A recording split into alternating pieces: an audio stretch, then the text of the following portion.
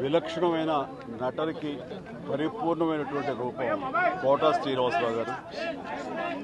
మహానటుడు, ఒక legendary character actor. మా ఇద్దరి నట ప్రస్థానం కూడా ఒకే సినిమాతో ప్రారంభమైంది. అది ప్రాణం ఖరీదు. అఫ్కోర్స్ ఇక్కడే నారాయణమూర్తి ఉన్నాడు.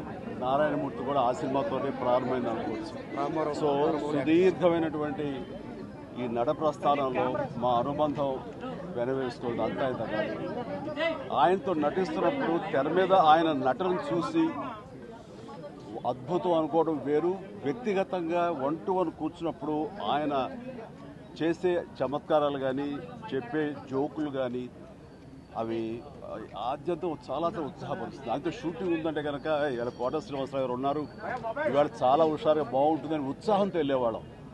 అలాగా ఆయనతోటి ఒక అనుబంధం పెనవేసుకు వెళ్ళింది. ఇంకా ఆయన చేయలేని క్యారెక్టరు, చేయని క్యారెక్టరు, మాట్లాడని యాస, మాండలికాలు లేవనే చెప్పాలి. అంతగా పరిపూర్ణమైనటువంటి నటన. నాటకరంగం నుంచి వచ్చి సినిమా రంగంలో తనకంటూ ప్రత్యేకమైన స్థానం ఏర్పరచుకున్నటువంటి గొప్ప నటుడు.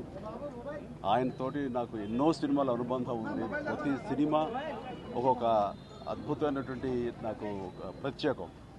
అండ్ అలాంటి మా కోట శ్రీనివాసరావు గారు ఈ రోజున లేరు అనుకోవటం అనేది నిజంగా చాలా తీరని లోటు.